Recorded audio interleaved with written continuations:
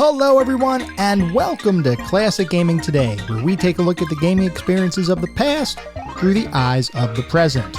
I am your host, Tony, and today we're going to talk about Hotel Mario, a puzzle platforming game developed by Fantasy Factory and published by Philips Interactive Media for the Philips Compact Disc Interactive, or CDI, back in 1994. Before we talk about that game, though, as is usual, we have a little bit of housekeeping to get done with up front. This is episode number 15, the first episode of 2023, so Happy New Year to all. I'm incredibly excited to be talking about this game in particular, but also just excited to continue the podcast because I've been having a heck of a time.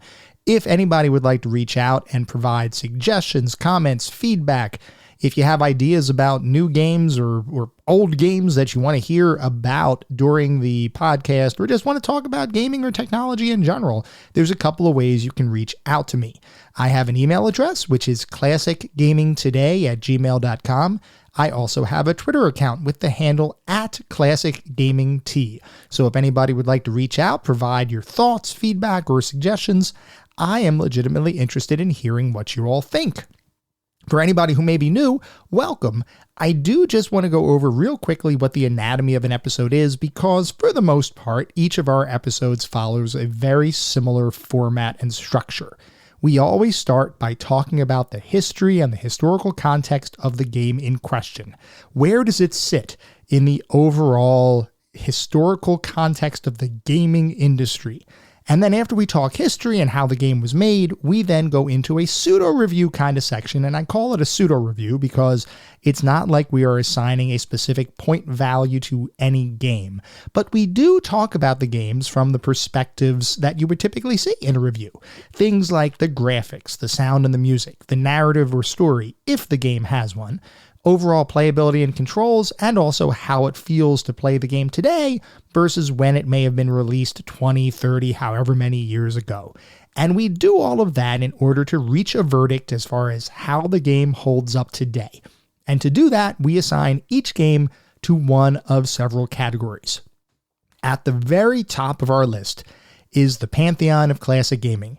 If a game makes it into the pantheon, you know it is truly a classic game and you should play it. It doesn't matter that it may have been released 30 plus years ago, it is still that darn good and you owe it to yourself to play the game and have that experience. It has just stood the test of time and is amazing and you should still play it today.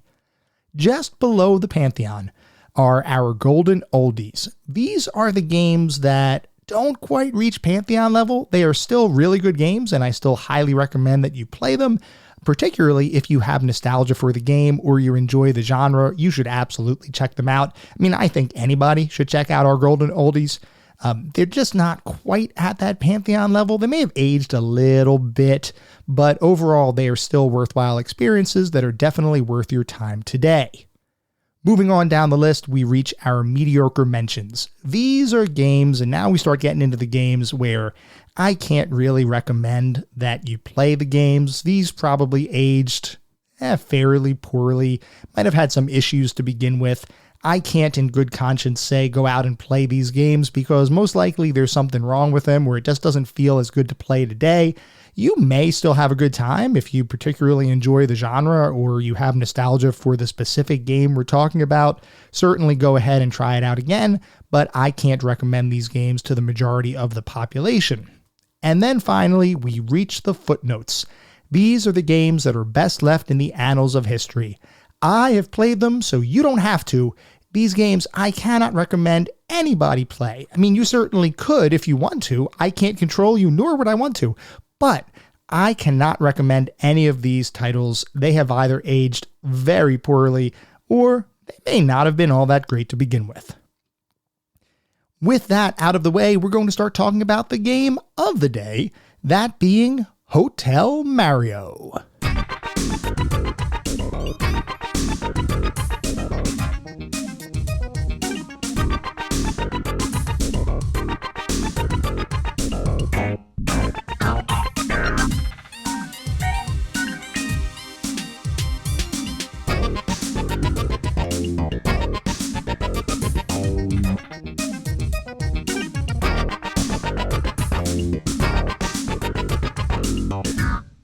Hotel Mario was a puzzle platforming game developed by Fantasy Factory and published by Philips Interactive Media for the Philips CDI back in 1994.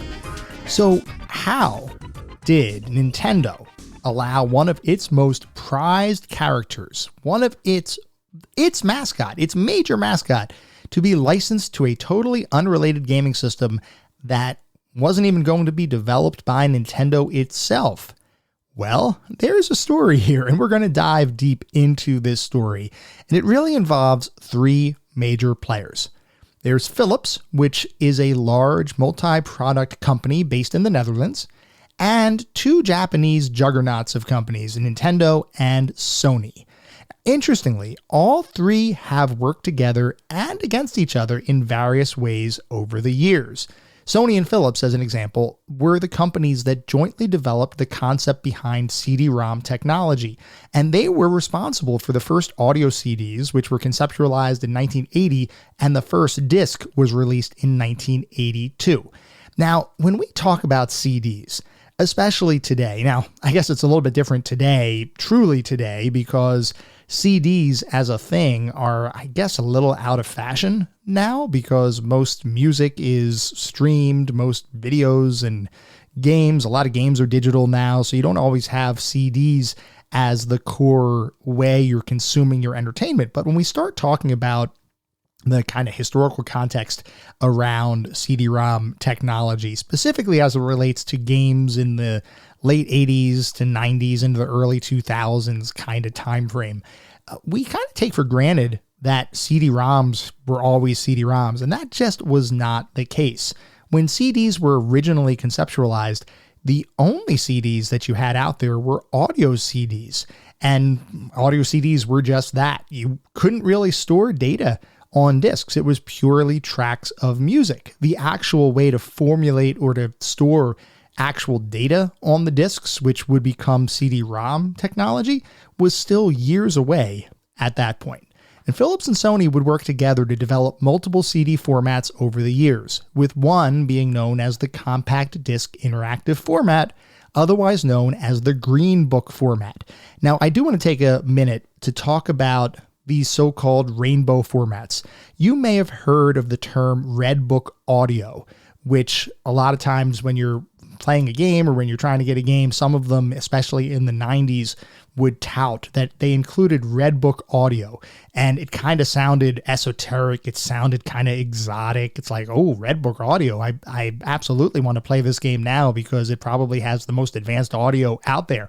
In reality, these rainbow formats, and I say rainbow formats because there are a number of different color format audio or color format CD-ROM formats. Red Book audio simply refers to the internal format that was developed by Philips and Sony for the original audio CD format. So when you see the term Red Book audio, all that means is CD audio. It's audio that's stored on a CD. Some people might ask, well, why was it called Red Book to begin with? The fact is, because the format was originally defined in a manual that had a red cover. And that's not a joke. That's actually accurate. The only reason it's called Red Book Audio is because the literal book that contained the format had a red cover. And there were other such formats developed over time, such as Yellow Book CD formats, which was the format for CD-ROM technology that would eventually be used on computers. So when we think about the CD-ROM technology that was pervasive across the computer landscape, that was considered the Yellow Book CD format. There was also an Orange Book, which would define the format for CD recordable media. And that was actually dubbed orange, not because the book itself had an orange cover, but because it was a combination of audio, which was Red Book, and data, which was Yellow Book. So red plus yellow equals orange. And there was also the aforementioned Green Book, which was used to define Philips compact disc interactive format. So Philips and Sony were no strangers to CD technology. They literally wrote the book as it comes to CD technology. Nintendo, however, was not really familiar with CDs, and most people probably recognize that it took Nintendo a long time before they released any sort of disc-based system. And even today, they've gone away from disc-based systems. So Nintendo has never really been on the CD bandwagon, so to speak. Now, before Sony entered the video game market as a major player in the industry. Of course, Sony being responsible for the PlayStation that is now on its 5th iteration and that many people know and love. But before that, they were partnering with Nintendo to develop the audio subsystem that would be included in Nintendo's 16-bit console, which was the Super Nintendo Entertainment System, or Super Famicom in Japan. Now, this partnership was actually a secret. A Sony engineer named Ken Kutaragi developed the audio hardware unbeknownst to the rest of Sony leadership, as he had been impressed by seeing his daughter play games on the Nintendo Famicom. So he was actually impressed by seeing his daughter play these games, and he wanted to get in on the action. He wanted to actually contribute to Nintendo's next system. So he wanted to work with Nintendo. He took this contract with Nintendo, and as you might expect, Sony leadership was not pleased with the secrecy behind the work. He did, however, secure the backing of one Sony executive, a man named Norio Oga, and as a result, his work was allowed to continue.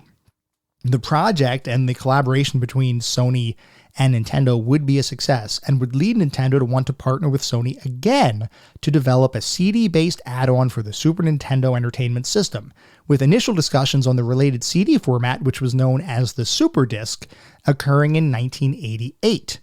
Under the terms of that deal, Nintendo would get the add-on for the Super NES, while Sony would be able to release a Sony-branded console that would play the new Super Disc format as well as Super NES cartridges.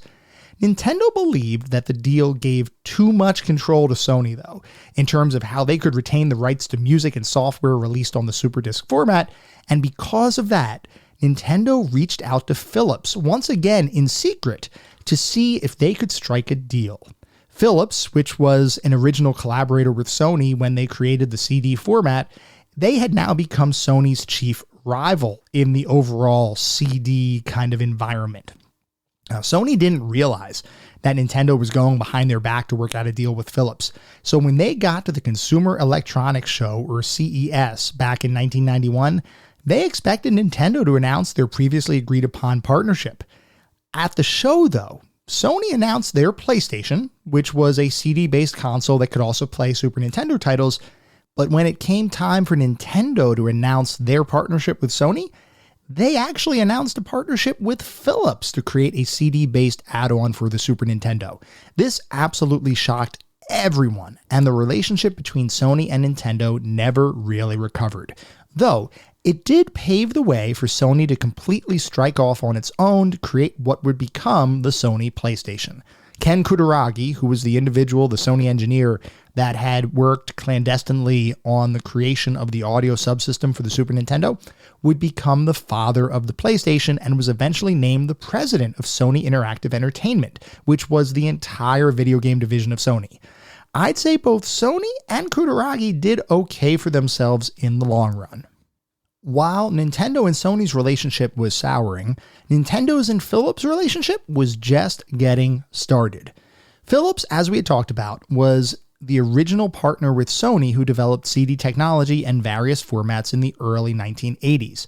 As the late 80s and early 90s approached, Philips had a grand vision. They were going to release a computer-like device to the market, primarily for professional use, that would allow for CD-based demonstrations of products and edutainment titles to be used in educational institutions and schools.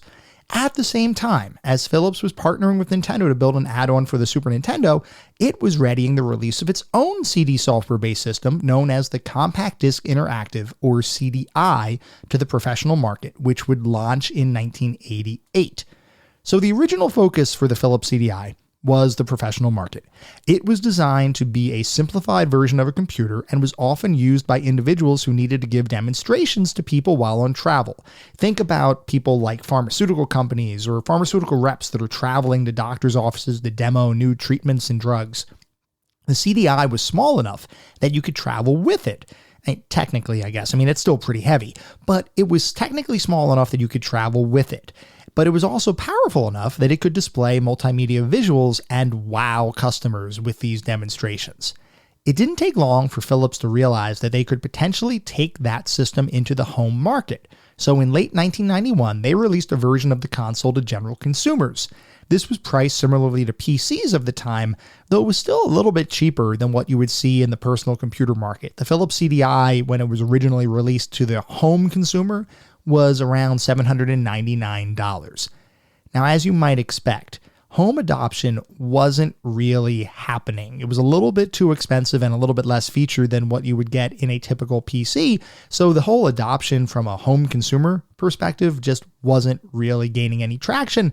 And most of the software that was being released was either reference-based, like museum tours or encyclopedias. Remember, back then, there really wasn't an internet. So if you wanted to get an encyclopedia or you wanted to get information online, in quotes, you were pretty much buying an encyclopedia on disc and using it, which, by the way, encyclopedias on discs, you could probably have an entire episode just about that, like Encarta and Compton's Interactive Encyclopedia.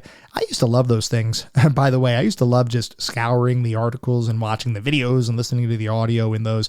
They're kind of cool, but I mean, they don't really have a place in today's society, so to speak, because of the internet and the pervasive nature of all information being available to you. But I actually really enjoyed those interactive encyclopedias back then. Anyway, other than those reference-based kind of titles, the CDI was also the home for a lot of edutainment and kids-focused titles like talking storybooks or board game recreations like Connect 4. Connect 4 was actually one of the early games that was released for the system, and it is about as exciting as you would expect. It is literally the game of Connect 4, albeit on a screen that you can play against the computer. And if I remember correctly, I believe I played the game. Well, I know I played the game on my Philips CDI probably around 6-7 months ago or so. And if I recall correctly, the CPU was incredibly challenging. Like, it was really hard. But these were the kind of things that Philips was releasing to the home market. So nothing that was really going to set the world on fire, especially if you compare those games with other console makers of the time like Sega and Nintendo. So they decided to shift their focus. And rather than position their CDI as a professional kind of system with some edutainment titles or maybe some board games on disc, they wanted to shift it and really focus more so on creating the CDI as a home video game console. So rather than being a substitute for a full-featured PC, they wanted to create it, or they wanted to refocus their efforts as a video game console, very similar to what Nintendo and Sega was offering at the time.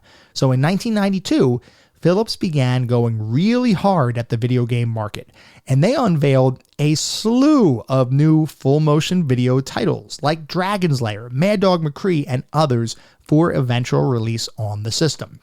I do want to talk a little bit about full-motion video and the CDI, because the CDI was effectively the console for full-motion video. Now you might say, well, the Sega CD also had a lot of full motion video capabilities and a lot of full motion video games. Yes, it did. I absolutely agree with you, and I love my Sega CD for that very reason. But the Philips CDI was a little bit unique, and the reason it was unique is because not only was it a CD-based console, which meant it had the space for all of the data that would come along with full motion video, but there was also an optional add-on called the Digital Video Cartridge, or DVC. That, if you bought that, which I believe cost around between $100 and $150 back when it was originally released, somewhere around there, I think, it would allow for MPEG-1 decoding of the video that was stored on the disc, which meant that you could actually have much higher quality video on the CDI than what you would have on nearly any other console at the time. It was a night and day difference. If anybody's ever played a full motion video game on the Sega CD, you will recognize that the full motion video usually has some color artifacts or dithering that's happening. It's a generally low resolution.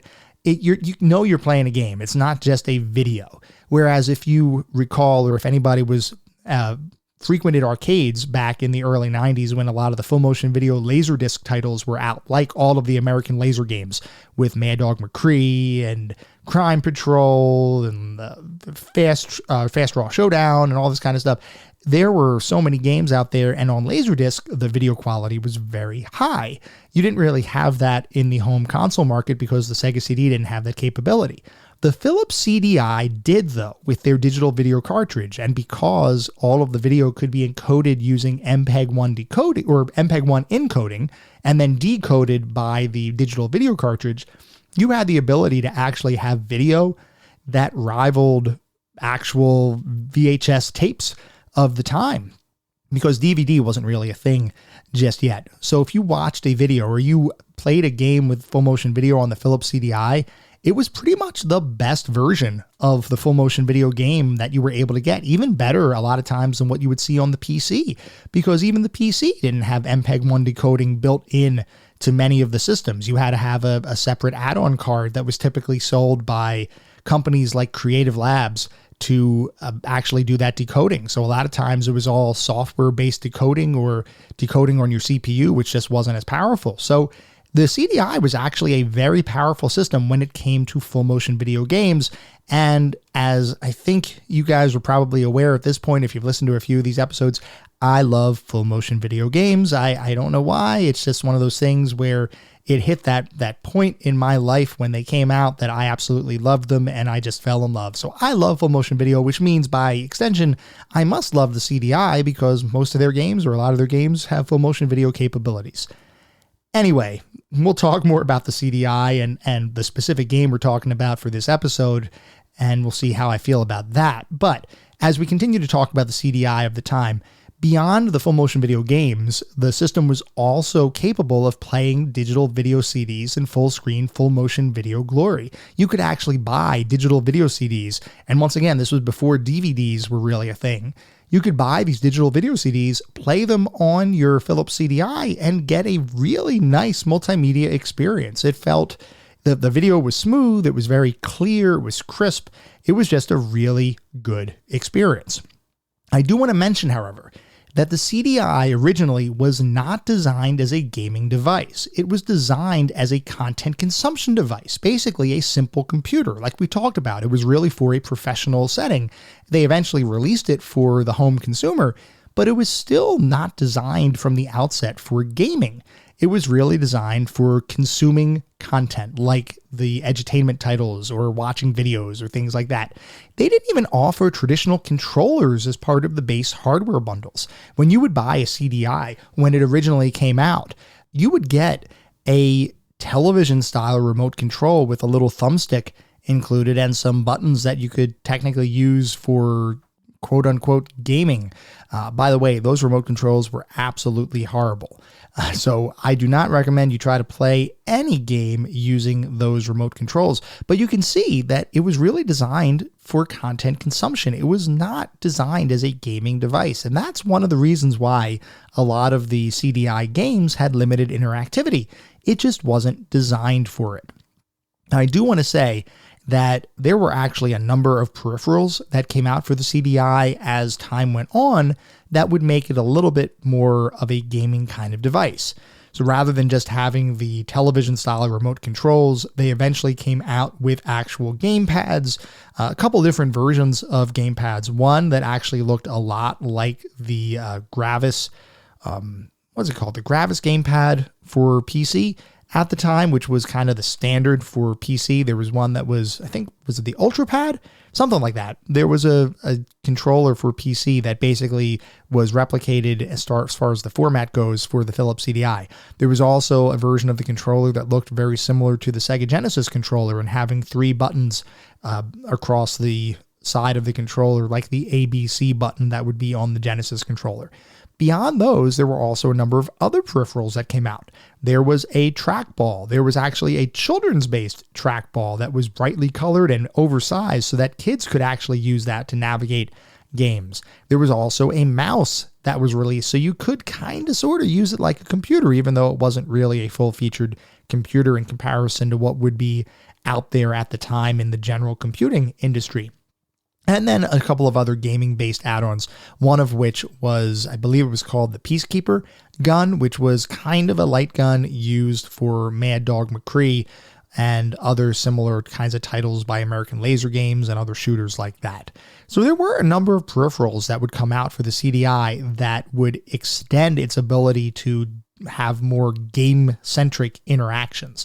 There were also a number of different versions of the CDI itself that would come out. And one of the reasons for that is, unlike Sega and Nintendo, who, if you got a Sega Genesis, you were getting the Genesis from Sega. Or if you got a Nintendo system, it was a Nintendo system. It wasn't just the technology. It was truly Nintendo owned that entire ecosystem. When Philips created the CDI, they licensed the technology. It wasn't just a Philips kind of thing. So you might have found other companies, and there were other companies that would create CDIs, like Magnavox, as an example, was one of the companies that licensed the CDI technology, and they created their own console, their own CDI under the Magnavox label. So there were a lot of different versions of the CDI that would be released over the course of its lifetime.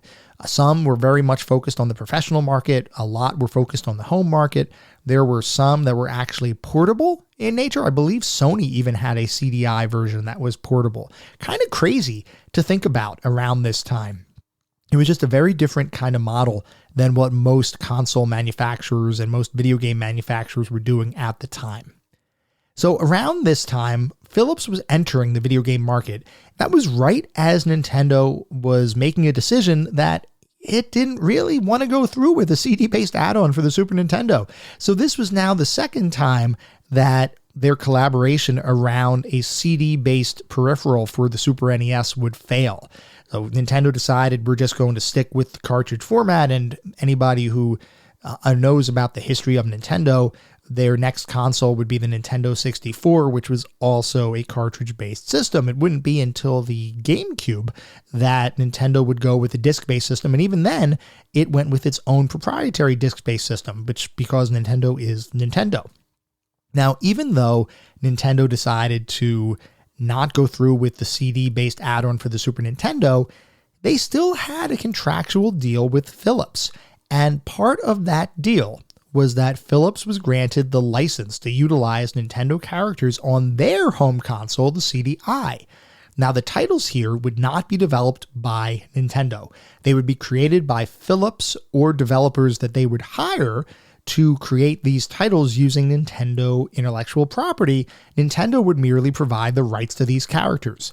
That is what led to the release of 3 Legend of Zelda games and 1 Mario game on the Philips CDI.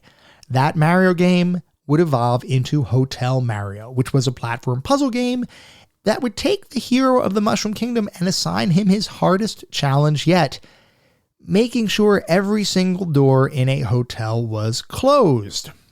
The task of creating this monumental adventure would fall to Philips Fantasy Factory, which was an internal first-party developer for the CDI, with the executive producer and designer for the effort being a man by the name of Steven Radash. Radash was effectively responsible for creating the game, including the overall concept, storyline, and main gameplay mechanics for the experience.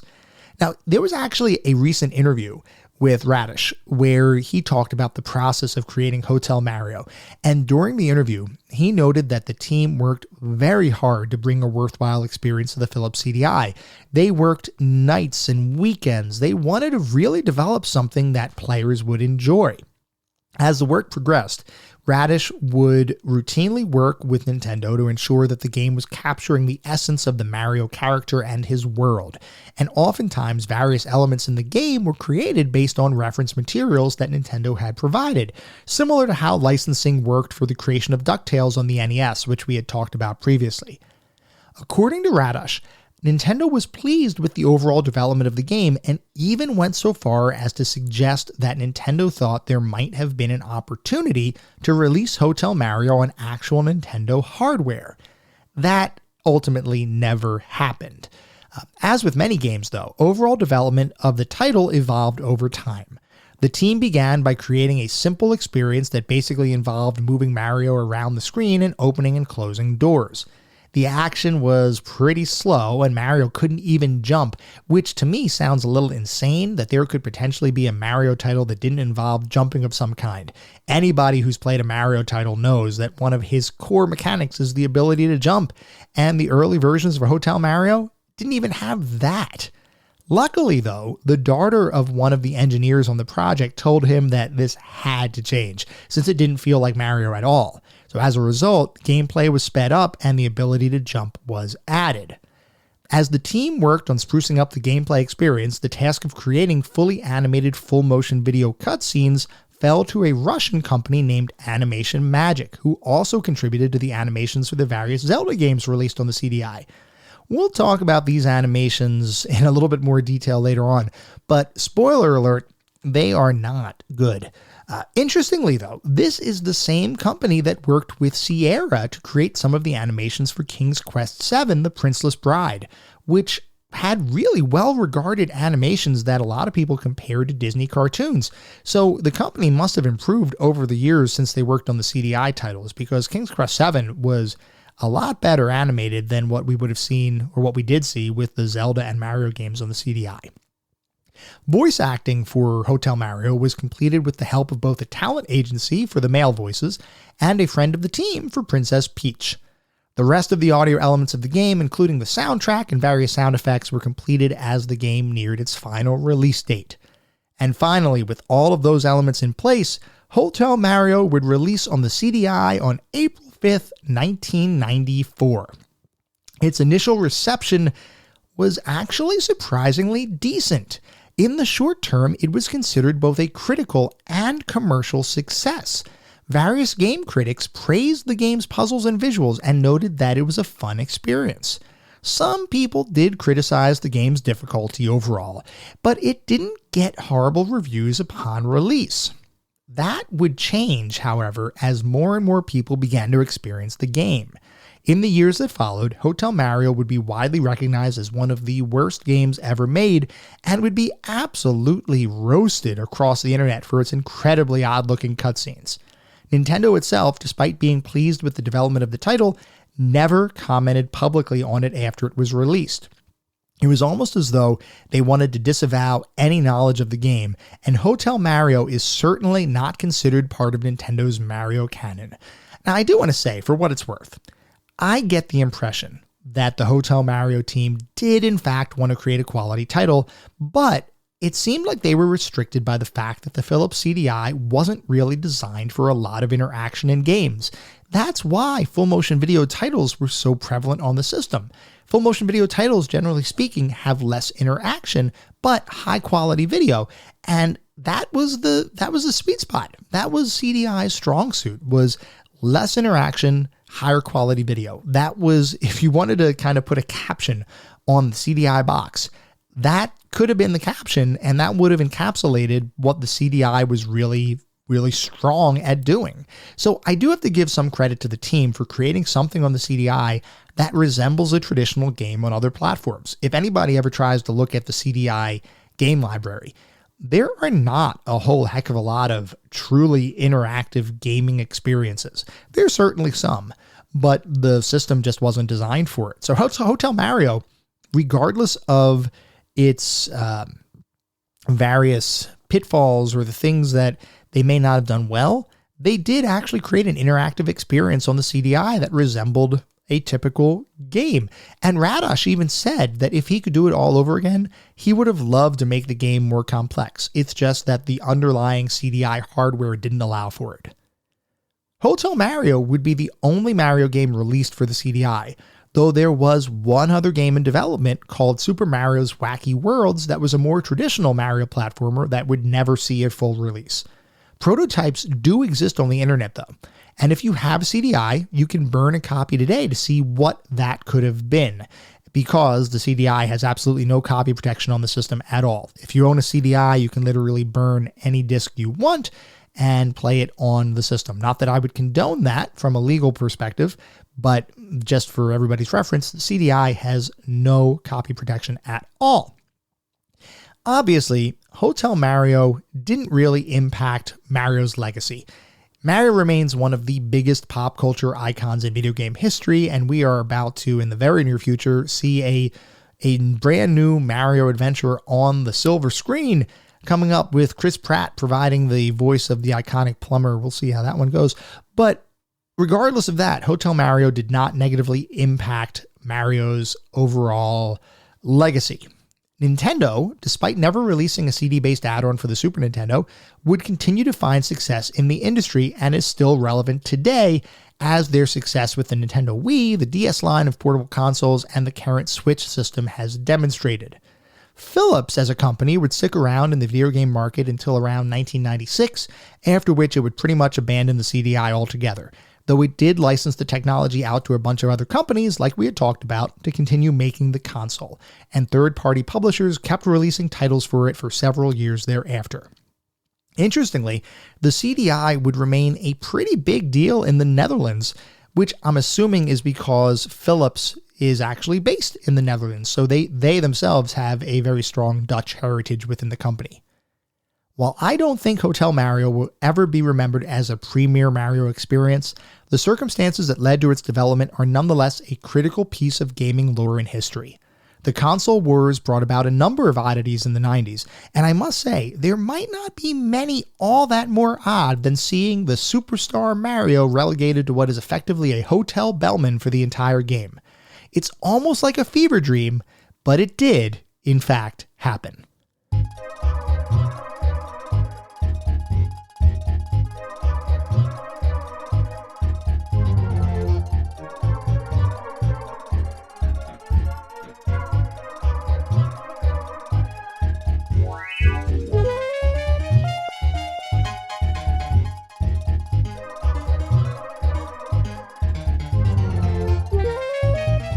We are now going to transition to talk more about Hotel Mario specifically and how it felt to play it recently, a good 30-ish, almost 30 years after it was released. So to do that, we have to first start by describing the game and how it actually works.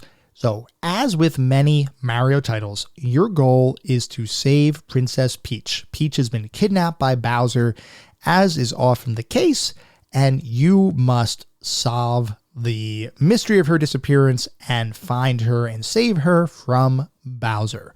In order to do that, rather than navigating a bunch of different worlds, as is typical with most Mario adventures, you have to navigate 7 different hotels that are located across the Mushroom Kingdom, each of which have different obstacles, enemies, and tricky traps embedded within the environments. Each hotel that you go to has multiple floors.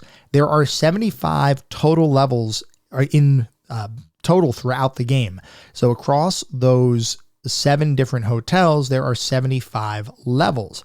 Each floor of a hotel is considered a level, and each floor is effectively a single screen, though there are a couple of hotels, the last 2 in particular, where each of the levels, so to speak, actually had 2 screens that you needed to complete, both of which had to be beaten in sequence before it would count as you beating the level.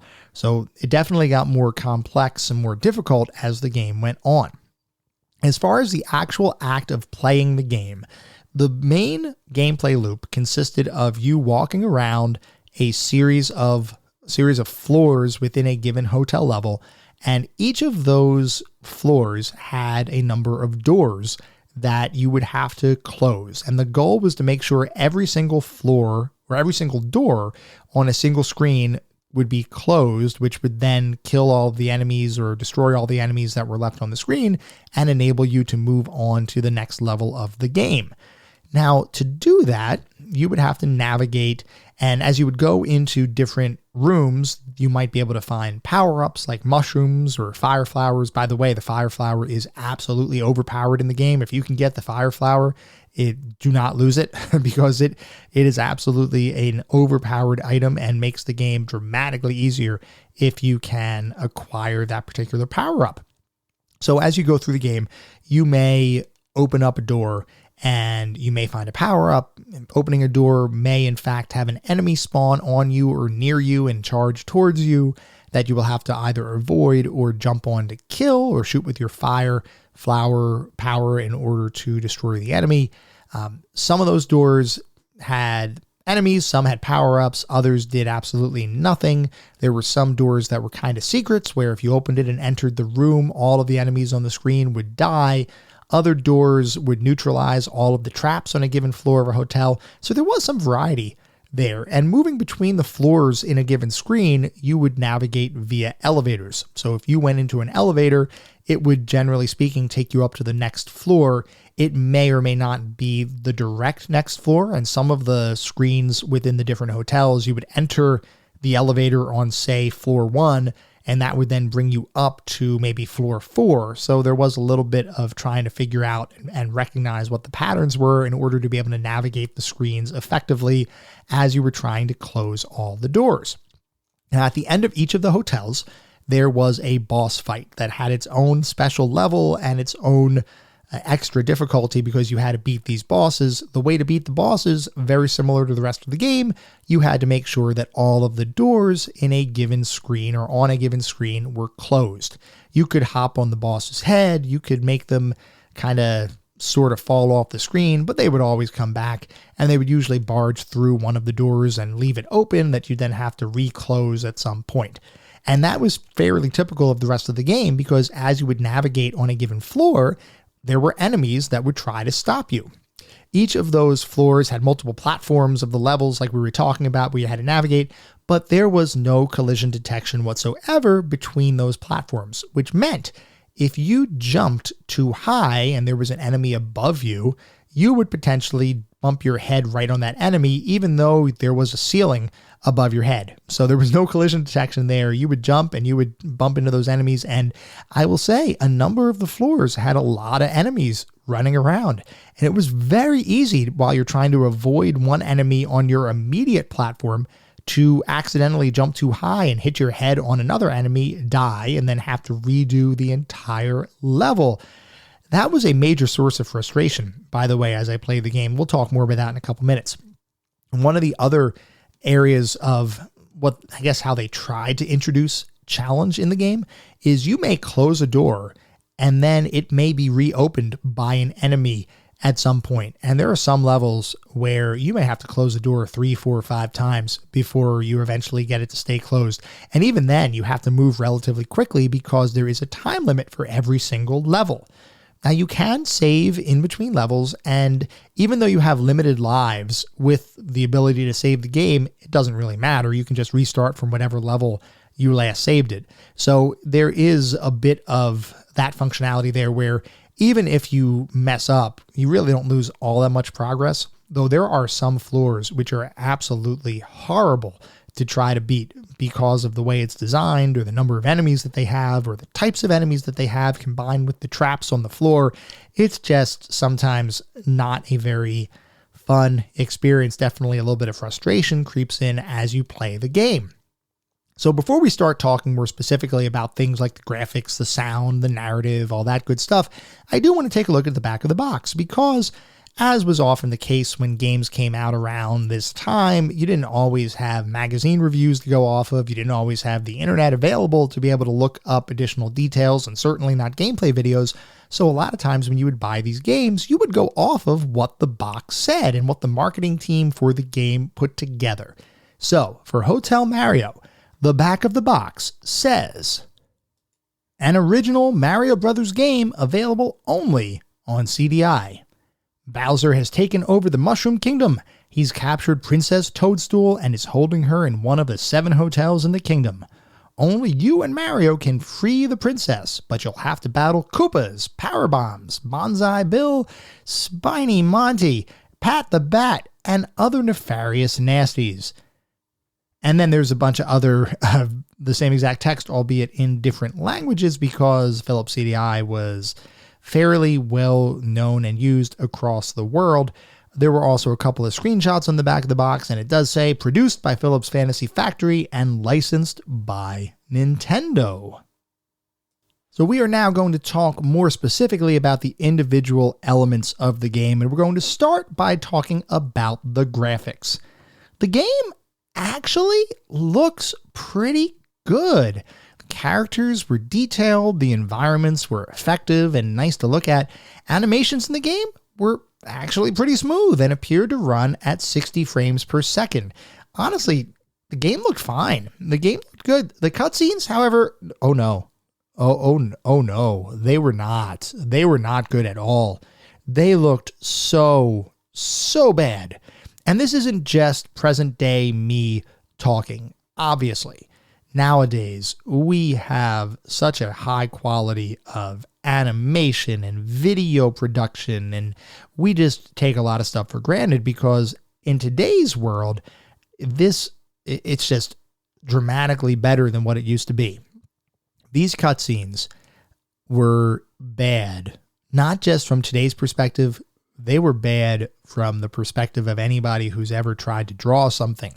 They were just really, really poorly done. I'm sure many of you have already watched a YouTube video on this. If you haven't, take a look. Go look it up and watch the animated cutscenes in Hotel Mario, and you will see a level of quality that almost defies logic. It basically looked like somebody took Microsoft Paint and created animated full screen GIFs. That said, they do kind of approach the so bad it's good kind of territory. Kind of, sort of. You got to look at it a little bit ironically to get a little bit of enjoyment out of the cutscenes. And there are a number of people on YouTube, by the way, that looked at Hotel Mario, looked at these cutscenes, and basically used that as the basis for their critique and criticisms of the game. If you look at just the cutscenes, you're absolutely right. They're pretty bad. The rest of the game, there are some redeeming qualities. We're going to talk about that. So other than the cutscenes, though, the graphics and animation throughout the game, actually surprisingly decent. And it surprised me that the game looked as competent as what it did. Moving on to the sound and music for the game, the music was a little bit hit or miss. There were different musical tracks for various levels of the game, and for the most part, those tracks sounded okay, and the music matched the environments that you were navigating. And the sound effects, they all felt like they belonged in a Mario title. If you picked up a coin, you would get a very traditional kind of coin blip, blip, blip kind of noise. By the way, that's not the real noise that the coins make. I'm not very good at sound effects. But regardless, the coins sounded fine. The enemies sounded fine. Jumping around sounded okay. My biggest issue as it came to sound and music was actually with the main theme of the game. It felt like a silly carnival-style song that, to me, was just out of place. When I think of Super Mario, and I think of all the different Mario games, I think of that iconic soundtrack. And yes, the original Super Mario Brothers, the very first Super Mario Brothers level and music that you hear is probably one of the most well-known musical tracks in all of gaming. And it has been done countless times over. And each of the Mario games that have followed have kind of had their own character as it relates to their musical style. And for the most part, nearly every musical piece in Mario games are just phenomenal, and they really are done incredibly well. Hotel Mario, the individual tracks, okay. The main theme, no. I did not like the main theme at all. It was just way too silly. It did not fit in with what I believed the sound aesthetic for a Mario game should be, and that's partially because I've been conditioned by all of the other Mario titles to kind of, when you hear a Mario song, you can kind of pick it out. You could say, oh yeah, you know what? That probably belongs to a Mario game. Even if you've never played the game in question, you can pretty much say, yeah, that sounds like Mario. Hotel Mario does not sound like Mario. So even the individual tracks in the levels didn't really sound like a Mario game. They weren't bad if you look at them independent of that, but the main title theme I did not like at all. Sound effects, however, were okay. Not too much to complain about there. So moving on to the narrative and story, we kind of talked about this a little bit before, but basically you have to save Princess Toadstool, and to do that you have to navigate those 7 hotels, and in between each of those hotels you would have a horribly animated cutscene that would play in between that would advance the story until eventually you beat the game, you save the princess. Oh no, spoilers, I'm sorry, but no, that's the way every single Mario game ends, so I don't think there's too much risk in talking about that. But basically the game was very light on the story front, and honestly most Mario games are. There is the general story around a lot of Mario games, but once again, they're mostly platformers, and platformers don't necessarily need the deepest stories to be effective games. It's really more about the gameplay. Hotel Mario, really no different. It's really all about the gameplay here as well. So the story, while there is one, isn't something that I would write home about. Although I will say, for a game that's pretty much just about closing doors in hotels, the story kind of worked within that context. It's just not something that is going to win any awards for for really anything. But it was not horrible, I guess. It's just mediocre. And you know what? Mediocre is kind of the way I'm thinking about a lot of this so far. It's like, it's just there. It's not that it's horrible. It's not that it's bad. It's just kind of, you know what I mean? Just nothing that is terribly impressive thus far. So moving on to the playability and controls. And I want to note here that I played the game using a CDI gamepad. So I do have a CDI. I actually have two CDIs, which is another story in and of itself. But like I said, I love the CDI. I love full motion video games, even though a lot of them are really not that great. I just love it for some reason. So I do have a CDI gamepad, an actual Philips CDI gamepad that I played the game with. So the controls and the way the game controlled were pretty okay. I didn't really have too much of an issue playing the game or controlling the character, though I will say that it did take some getting used to understand the game's physics.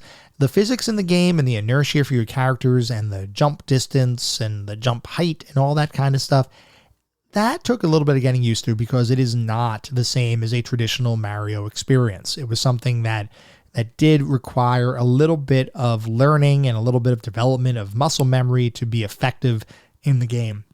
Once you got that, though, not a horrible control-based game. It was actually okay. So up to this point, overall, it sounds like the game is surprisingly decent.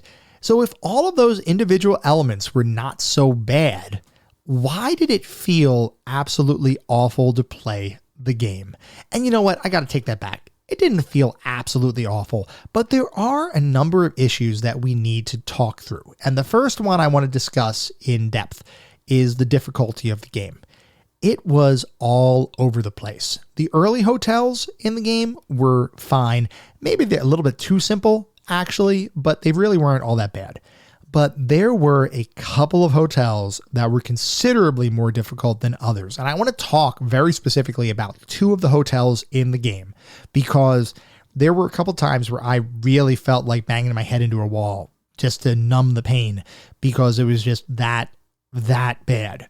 The first big difficulty spike was the ice hotel. And just to paint the picture here, every single walkway in that hotel made you slip and slide around. And you might say, well, yeah, of course, it's an ice world. It's an ice hotel. You would expect there to be icy floors that you would slide around on. And there's been ice in Mario games before, so not really out of place here. And I would say, yes, I absolutely agree with you. The issue here, though, is that the physics just didn't feel good. The physics of sliding around on the ice felt really awkward, and that made navigating the icy world really cumbersome to do. And it resulted in more deaths than what I would have liked. And because you have to redo the entire level when you die, it's something that just was an encumbrance. It dragged that part of the game down, especially because the hotels before that were not that bad. They were kind of gently ramping up the difficulty, and I was having an okay time with those early hotels. As soon as I hit the ice hotel, I was like, no, this is not feeling great right now at all. And that was the first moment in the game where I started thinking, this one is not feeling too good just yet. But then there were some other hotels, and okay, the game kind of ramped up the difficulty more. The next big issue that I hit was Wendy's Hotel. So let's talk about this one. Not only were the enemies incredibly frustrating, and there was one enemy in particular which should go die in a fire because it was absolutely horrible. Basically, what would happen is the enemy would spawn, and it was effectively a homing missile that would just go right towards you. And because, like we talked about before, there's no collision detection between platforms in a given screen or on a given screen, you would have multiple platforms where there's these enemies that are running towards you, and you're trying to avoid the one that's running towards you on your platform. But if you jump up, there might be an enemy above you that's running towards you as well, albeit on that platform. And you jump right through the ceiling, you bump your head on that enemy, and you die and have to redo the whole thing. Incredibly frustrating. That enemy design was probably the worst enemy design, in my personal opinion, within the entire game, and it dragged the entire experience down. But the other thing that I had a major issue with here is that for Wendy's Hotel, each of the levels, so there were 10 levels in the hotel, each of the levels had 2 floors that you had to beat, which meant 2 screens. So each screen, typically a floor is a screen. You get through that screen, you've then moved on to the next level of the hotel. In Wendy's Hotel, there were 2 screens for every level. And in order to beat the level, you had to beat both floors without dying at all. That, coupled with the very frustrating enemy design, was just a recipe for disaster. And it just slowed things down to a crawl. It made it feel so cumbersome. It was also incredibly difficult. So you combine the enemies with the fact that you have to get through 2 screens for every single level before you can save the game. And I know it doesn't sound like a lot. 2 screens, big deal. Well, it kind of padded out the game a lot because it was an incredibly difficult experience. Now, like we talked about, to combat the difficulty, the game does provide some power-ups that you can only get by opening doors to rooms that were otherwise closed. The only issue there is that sometimes when you open those doors, the doors would spawn more enemies, and occasionally those enemies would spawn literally on top of you. Impossible to avoid. And that basically made it a very artificially difficult and frustrating experience. And that wasn't just Wendy's Hotel. That was just the entire game, where they might spawn an enemy directly on top of you. Wendy's Hotel was the biggest issue because of the fact that one enemy type that would run directly towards you, and if they spawned right next to you, you have very limited opportunity or time to avoid that, or you're just going to die. And if you're in Wendy's Hotel and you have to beat 2 floors to beat a level, you're going to really get pissed off. I know I was very frustrated with the game. I did mention earlier that the flower power-up is totally overpowered.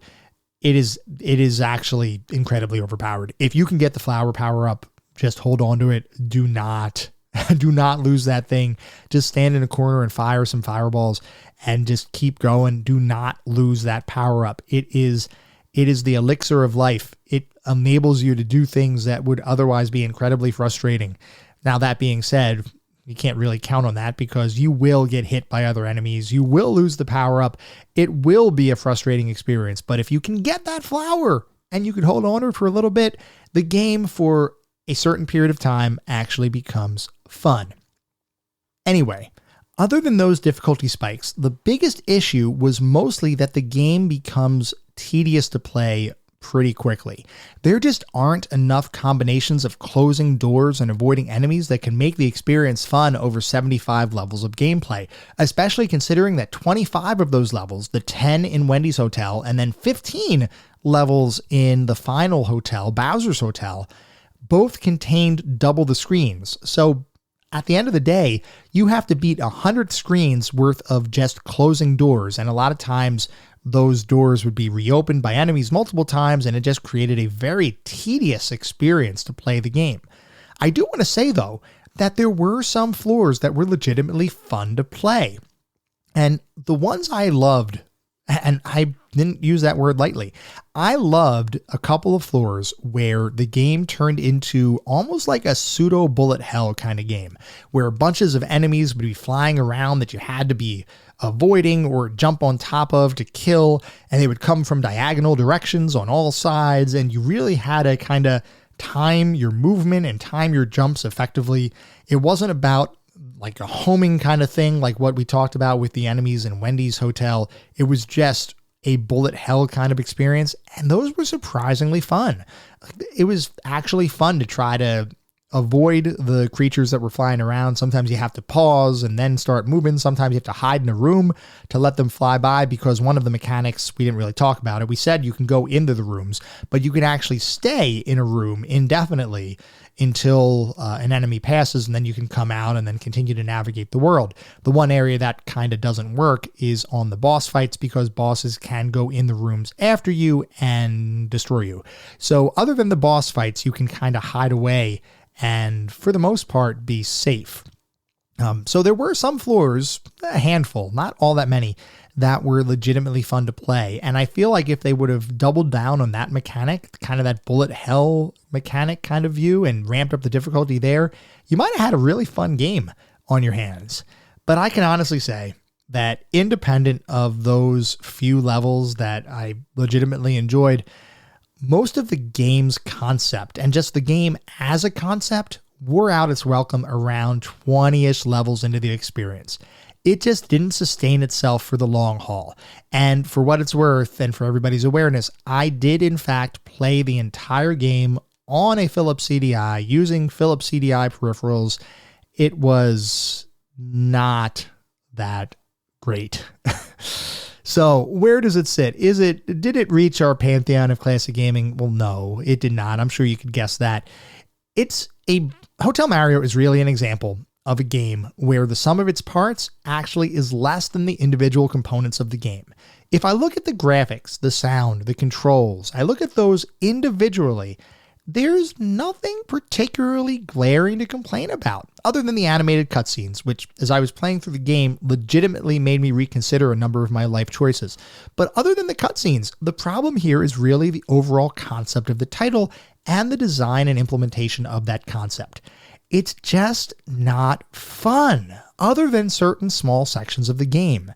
I could see this working as a mini game in a Mario Party or a WarioWare kind of title, and it would probably work. I think that the concept in a bite-sized piece would actually be okay.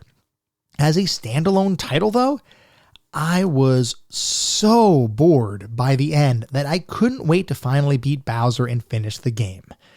This is one of those titles that I will not be going back to ever. Was it the worst experience I ever had? No, absolutely not. Did the development team try to create something worthwhile?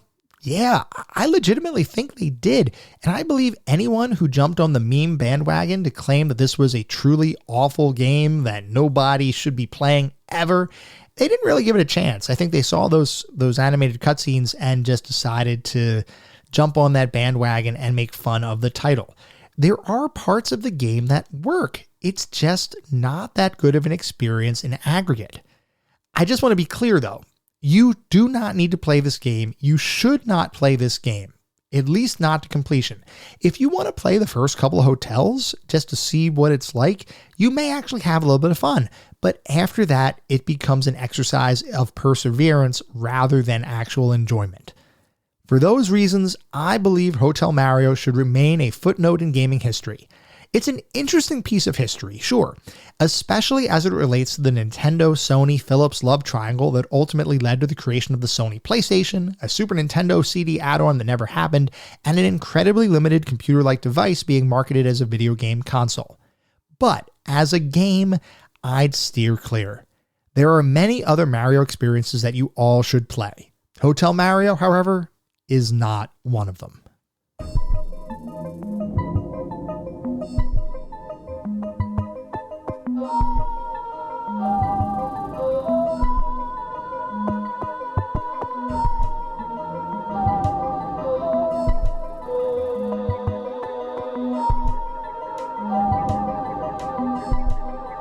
That was our episode on Hotel Mario. I hope you all enjoyed listening to it as much as I enjoyed creating it.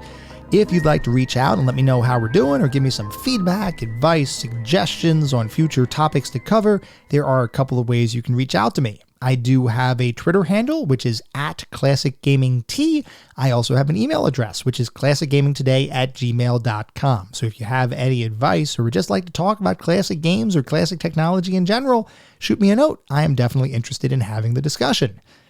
Before we sign off, I do want to mention that next week's episode is going to be focused on the action RPG, which was released on the PC, Shadowcaster. So if you have any particularly fond memories of that title, feel free to write in. I'm definitely interested in hearing what you all think. Similarly, I recognize that this podcast probably lives just about everywhere that podcasts typically live, so wherever you're listening to this, if you wouldn't mind leaving a review or letting me know how we're doing, it would be greatly appreciated. This is not about bolstering star counts. It's not about getting a bunch of 5-star reviews, though if that happens, awesome. That means we're doing something right. But I just legitimately want to understand and know what everybody thinks, and my goal has always been to create the best possible podcast for everybody. And the only way to do that is if I can gather some of that feedback and make sure that anything that we should be doing a little bit differently, we take that feedback into account, or if we're doing things right, we should continue to do those. Getting that feedback really does help. So if you feel so inclined, I would love to hear what you're thinking. Leave a review on your podcast aggregation engine of choice. We are still growing. We're still developing this community. I'm having a great time. I hope you all are as well. We will be back in around a week with Shadowcaster. Until then, remember, sometimes the games of the past are just as good, if not better, than the games of today. Goodbye, everyone.